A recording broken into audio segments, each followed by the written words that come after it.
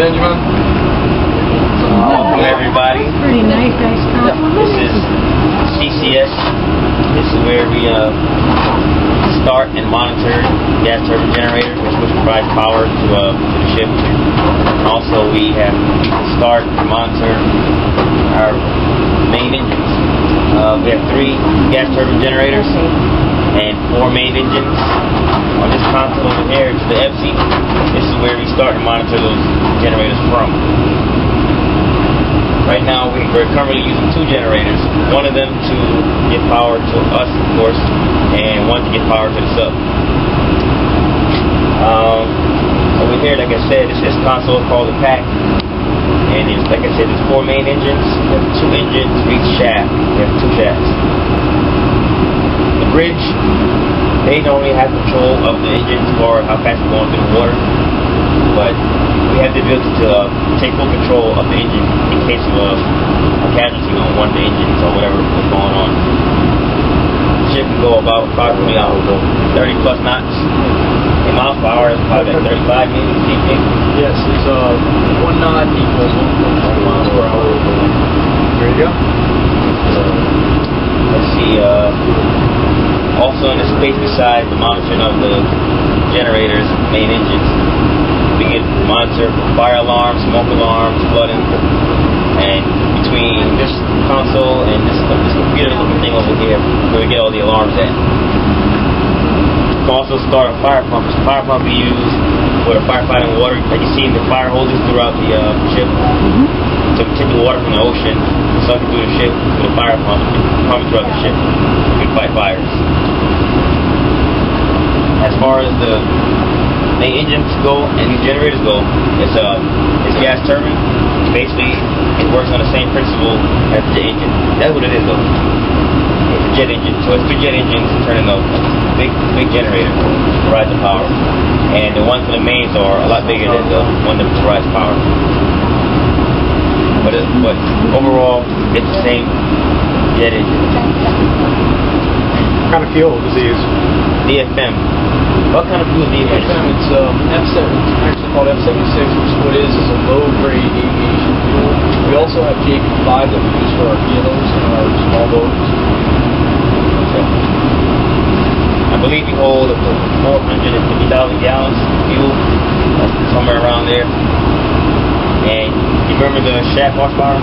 Shaft horsepower would get up to 100,000 shaft horsepower, 25 per engine per shaft. So 2 shafts with motors at the end of the ship. So pretty how I came up, I always remember this when I first flew. I said, this is just like a gas turbine engine.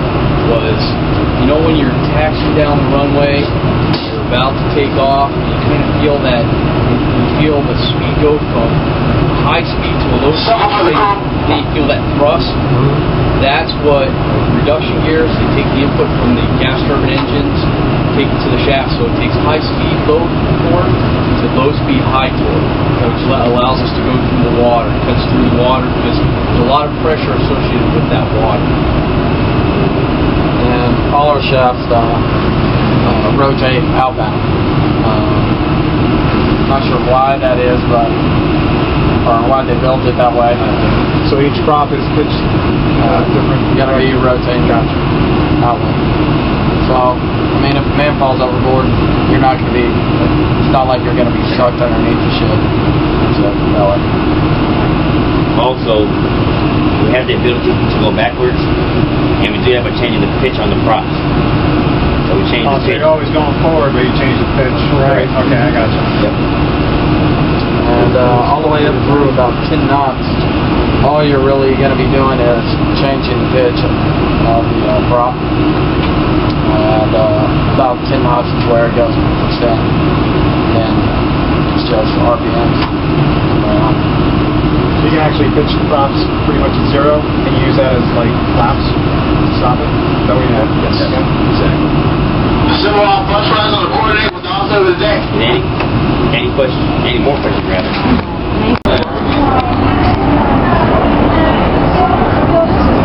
Good afternoon, Forrest Sherman. This is Morales Rose, your NWR officer. For all personnel who are interested in going